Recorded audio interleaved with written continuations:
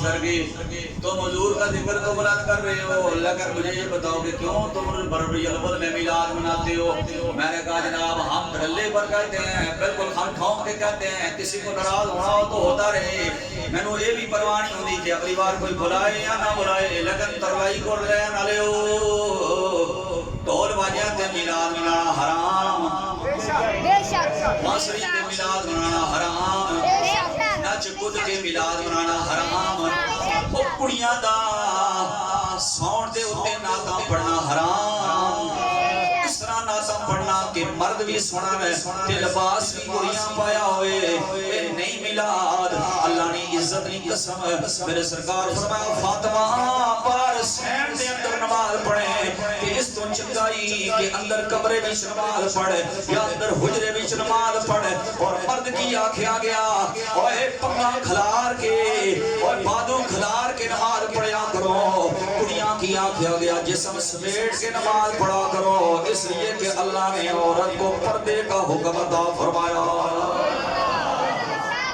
صاحب کی بلا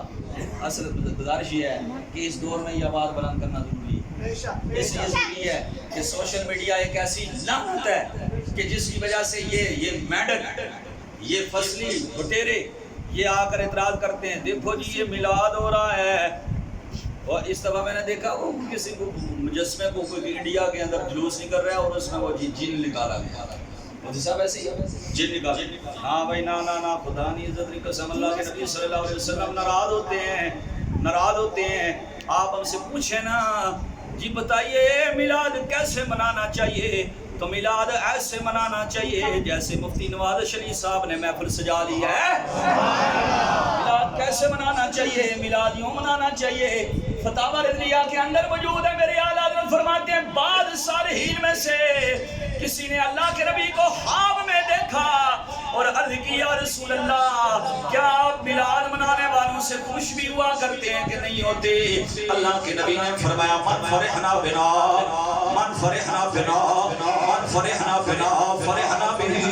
جو ہم سے خوش ہوا کرتا ہے ہم بھی اس غلام سے خوش ہوا کرتے ہیں۔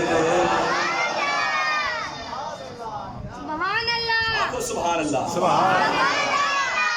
کٹ کے سبحان اللہ۔ اچھا بڑی گال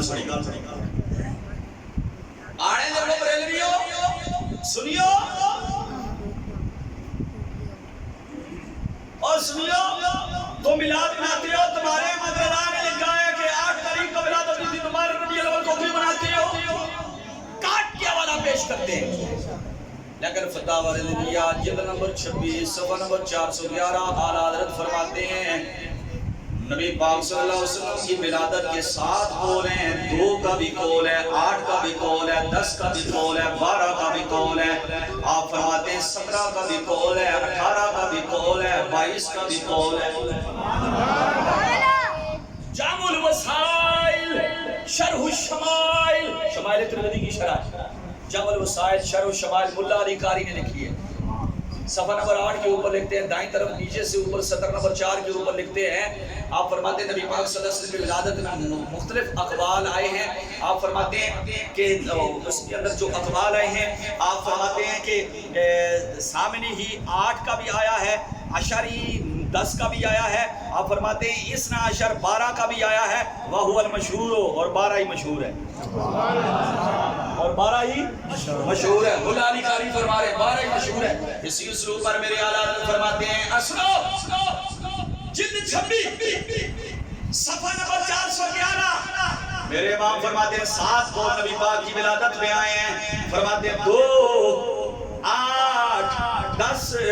12 17 18 22، لیکن اعلیٰ حضرت فرماتے ہیں اشہر اکثر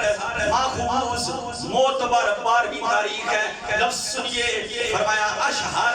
سب سے زیادہ مشہور، اکثر سب سے زیادہ سیرت کی کتب میں آئی ہوئی بات، فرمایا ماخوذ